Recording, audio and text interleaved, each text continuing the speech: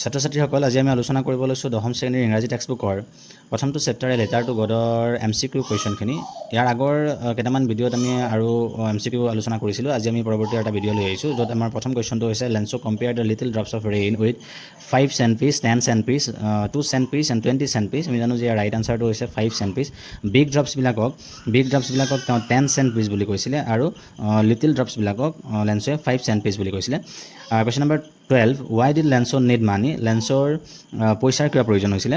Two buy a pair of oxygen, to save his family from the pangs of hunger. এইটোৱে আমাৰ right answer হ'ব যে লেন্সোৱে দৰিদ্ৰতাৰ কবলৰ পৰা বা ভোকৰ কবলৰ পৰা তাৰণাৰ পৰা নিজৰ পৰিয়ালক বচাবৰ কাৰণে তেওঁ ঈশ্বৰৰ পৰা পইচা বিচাৰিছিল। তো option number B is the right answer. আলোচনা কৰিব লৈছোঁ পৰৱৰ্তী কুৱেশ্যনটো য'ত আছে the field was wide as if covered with salt. এইটো কিতাপত থকা এটা লাইন, টেক্সটবুকত আমাক দিয়া আছিলে যে লেন্সৰ খেতিপথাৰটো বগা হৈ পৰিছিল আৰু এনেকুৱা লাগিছিল যেন নিমখৰ দ্বাৰা গোটেই খেতিপথাৰ আবৃত হৈ পৰিছে। Question number 14, a plague of locusts would have left more than this, what is a locusts? এইটো টেক্সটবুকৰ এটা line, a plague of locusts would have left more than this. যেতিয়া লেন্সৰ খেতিপথাৰবিলাক হেলষ্ট্ৰমে সম্পূৰ্ণৰূপে ধ্বংস কৰি দিছিলে, ধ্বংস কৰি দিয়াৰ পিছত লেন্সৰ খেতিপথাৰত গৈ পেলাই খুব দুখ কৰি পেলাই কৈছিল যদি মহামাৰীও হ'লেহেঁতেন, পোক পৰুৱাৰ মহামাৰীও যদি আহিলেহেঁতেন, তথাপিও হয়তো ইয়াতকৈ অলপ বেছি এৰি থৈ গ'লেহেঁতেন। যিমানখিনি নষ্ট হেলষ্ট্ৰমে কৰিছে ইয়াতকৈ অলপ বেছি হয়তো এৰি থৈ গ'লেহেঁতেন। এতিয়া আমাক প্ৰশ্নটো সুধিছে হোৱাট ইজ এ লকটছ? লকটছ মানে কি? এইটো আমাৰ কিতাপতে এটা ৱৰ্ড ছাইডত ৰঙা আখৰেৰে লিখা আছিলে আৰু আমি তাত পাইছিলোঁ যে লকটছ মানে হৈছে এ কাইণ্ডছ অফ ইনছেক্টছ। ইয়াৰ পিছত কুৱেশ্যন নম্বৰ 15, হু হাজ claim we all go' hungry this year? The older boys, the women who was preparing sofa, the postmaster, the Lencho. আমি জানো যে ইয়াৰ আনচাৰটো হ'ব লেন্সো। কুৱেশ্যনটোত আমাক সুধিছে যে উই অল গ' হাংৰি দিছ ইয়াৰ, আমি সকলোৱে এইবছৰ অনাহাৰে থাকিব লাগিব, ভোকাতুৰে থাকিব লাগিব। এই কথাটো কোনে কৈছিলে? এই কথাটো অভিয়াছলি লেন্সোৱে কৈছিলে। Question number 16, Lencho hoped for a help from the postmaster, God, his friends, his relatives. লেন্সোৱে সহায়ৰ আশা কৰিছিল পোষ্টমাষ্টাৰৰ পৰা, গডৰ পৰা, হিজ পৰিয়াল তাৰ বন্ধু বান্ধৱসকলৰ পৰা আৰু তাৰ ৰিলেটিভছসকলৰ পৰা। তো আমি জানো যে ৰাইট আনচাৰটো হ'ব গড। এইটো হ'ব আমাৰ শুদ্ধ উত্তৰ। তেওঁ ভগৱানৰ বাহিৰে বাকী কাৰো পৰাই সহায় বিচৰা নাছিল। Question number 17, how did Lencho work in his fields? লেন্সোৱে তাৰ পৰিয়ালক লেন্সোৱে তাৰ খেতিপথাৰবিলাকত কেনেধৰণে কাম কৰিছিল? Like an animals, like a tractor, like a machine, none of this. আমি জানো যে লেন্সো এজন অক্স অফ এ মেন আছিল আৰু লেন্সো এনিমেলছৰ নিচিনাকৈ পথাৰবিলাকত কাম কৰিব পাৰিছিল।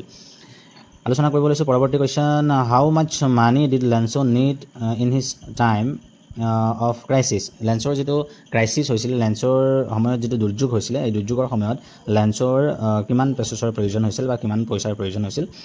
অপশ্যন দিয়া আছে 70 pesos, 100 pesos, 170 pesos, 75 pesos। আমি জানো যে ৰাইট আনচাৰ হ'ব অপশ্যন নম্বৰ বি 100 pesos। লেন্সোৱে 100 pesos কাৰণে গডলৈ লেটাৰ লিখিছিলে।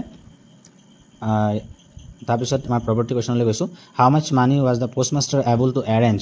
পোষ্টমাষ্টাৰে কিমানখিনি পইচা বা কিমানখিনি টকা তেওঁ এৰেঞ্জ কৰিব পাৰিছিল আৰু লেন্সলৈ পঠাব পাৰিছিল? পোষ্টমাষ্টাৰে নিজৰ ফ্ৰেণ্ডছসকলৰ পৰা বা তাৰ এমপ্লয়িজসকলৰ পৰা আৰু তেওঁ নিজেও তাৰ চেলাৰীৰ এটা অংশ দি পেলাই 70 pesos কি কৰিব পাৰিছিল? সংগ্ৰহ কৰিব পাৰিছিল আৰু লেন্সলৈ পঠাব পাৰিছিল। Peso is a currency of, এইটো কুৱেশ্যন আমি আগতেও পাইছোঁ, ৰিপিটেড কুৱেশ্যন হয়, প্ৰিভিয়াছ ইয়াৰতো অহা question. Peso is the currency of Latin America. Latin আমেৰিকাৰ কাণ্ট্ৰিবিলাকৰ যিটো কাৰেঞ্চি হয় সেই কাৰেঞ্চিক পেছো বুলি কোৱা হয়। তো right answer is option number B Latin America. Question number 21, what did Lencho think of the post office employees? Post office employees সম্পৰ্কে লেন্সৰ ধাৰণা কেনেকুৱা আছিলে? লেন্সোৱে পোষ্ট অফিচ এমপ্লয়িজসকলক কি বুলি ভাবিছিলে? তো অপশ্যন দিয়া হৈছে, অপশ্যন আপোনাৰ এ দিছে a bunch of crooks, misbehaviours, option number C দিছে কাৰাপ্ট আৰু অপশ্যন নম্বৰ ডি দিছে প্ৰাউড। আমি জানো যে লেন্সোৱে অসৎ প্ৰকৃতিৰ ব্যক্তি বুলি উল্লেখ কৰিছিল পোষ্ট অফিচৰ এমপ্লয়িজসকলক, কাৰণ লেন্সোৱে ভাবিছিল যে তেওঁ যিখিনি 100 pesos বিচাৰিছে গডৰ পৰা, সেই ঈশ্বৰে 100 pesos তেওঁলৈ পঠাইছে, বাট পোষ্ট অফিচৰ এমপ্লয়িজসকলে বাকী 30 pesos ৰাখি দিছে বুলি লেন্সোৱে অনুমান কৰিছিল। একচুৱেলি এইটো এনেকুৱা নাছিলে আৰু সেইকাৰণে লেন্সোৱে পোষ্ট অফিচৰ এমপ্লয়িজসকলক বাঞ্চ অফ ক্ৰক্স বুলি কৈছিল, অসাধু মানুহ বুলি কৈছিলে। Question number 22, why was Lencho not at all surprise to see the money in the envelope? খামৰ ভিতৰত পইচা দেখি পেলাই লেন্সোৱে কিয় অলপো ছাৰপ্ৰাইজ হোৱা নাছিল, অলপো আচৰিত হোৱা নাছিল? অপশ্যন নম্বৰ এ দিছে, he was so' said date he did not acknowledge it. তেওঁ বৰ বেছি দুখিত হৈ পৰিছিল আৰু এইটো সম্পৰ্কে তাৰ মনত তেনেধৰণৰ কোনো ধাৰণা নাছিলে। Option number B, he had unwavering faith in God. তেওঁ ভগৱানৰ প্ৰতি সাংঘাতিক ধৰণে বিশ্বাস আছিলে, খুব গভীৰ বিশ্বাস আছিলে। আনৱেভাৰিং ফেইথ মানে ভাঙি দিব নোৱাৰা এটা বিশ্বাস আছিলে ভগৱানৰ প্ৰতি। অপশ্যন নম্বৰ চি দিছে, হি ৱাজ এ মিছবিহেভিয়াৰ্ছ মেন। তেওঁ এজন মিছবিহেভাৰ্ছ মানুহ আছিলে, তেওঁ বিহেভিয়াৰ ইমান ভাল নাছিলে। আৰু অপশ্যন নম্বৰ ডি দিছে নান অফ দিছ, এটাও নহয় ওপৰ এটাও নহয়। তো আমি জানো যে লেঞ্চ' ভগৱানৰ প্ৰতি আনএভাৰিং ফেইথ আছিলে, খুব গভীৰ বিশ্বাস আছিলে ভগৱানৰ প্ৰতি, ঈশ্বৰৰ প্ৰতি, আৰু যাৰ কাৰণে তেওঁ চিঠিখনত বা এনভেলপখন পাই পেলাই, চিঠিখনত পইচাখিনি পাই পেলাই তেওঁ আচৰিত হোৱা নাছিল। আগবাঢ়িছোঁ আমি পৰৱৰ্তী কুৱেশ্যনলৈ, কুৱেশ্যন নম্বৰ 23, য'ত আমাক দিয়া হৈছে what was the only hope left in the hearts of Lencho' and his family. Lencho' আৰু তাৰ পৰিয়ালৰ মনত একমাত্ৰ আশাটো কি বাচি আছিলে? এইটো অপশ্যন নম্বৰ এ দিছে compensation from the government, help from Lencho's friends and relatives, help from God, there was no' hope left. তোমাৰ চৰকাৰৰ পৰা কিবা কম্পেনচেশ্যন পোৱা বা কিবা সাহাৰ্য পোৱা, এইটো লেঞ্চৰ এটা একমাত্ৰ ইচ্ছা আছিলে, এইটো হ'ব নোৱাৰে। অপশ্যন নম্বৰ বি দিছে help from Lencho's friends and relatives. লেঞ্চৰ বন্ধু আৰু ৰিলেটিভ সম্পৰ্কীয় মানুহসকলৰ পৰা সহায় বিচৰা, এইটো লেঞ্চৰ ইণ্টেনশ্যন নাছিলে বা লেঞ্চৰ ইচ্ছা নাছিলে। অপশ্যন নম্বৰ চি দিছে হেল্প ফ্ৰম গড, ঈশ্বৰৰ পৰা সহায় বিচৰা, এইটো লেঞ্চৰ এটা ইচ্ছা আছিলে, যে তেওঁ একমাত্ৰ ইচ্ছাটো আছিলে গডৰ হেল্প বিচৰা, আৰু তেওঁ গডৰ পৰাই কি কৰিছিল, সহায় বিচাৰিছিল। আজিৰ ভিডিঅ'টো আমি এইখিনি আগবাঢ়িছোঁ, পৰৱৰ্তী ভিডিঅ'ত আমি পৰৱৰ্তী কুৱেশ্যনখিনি লৈ আহিম। Thank U.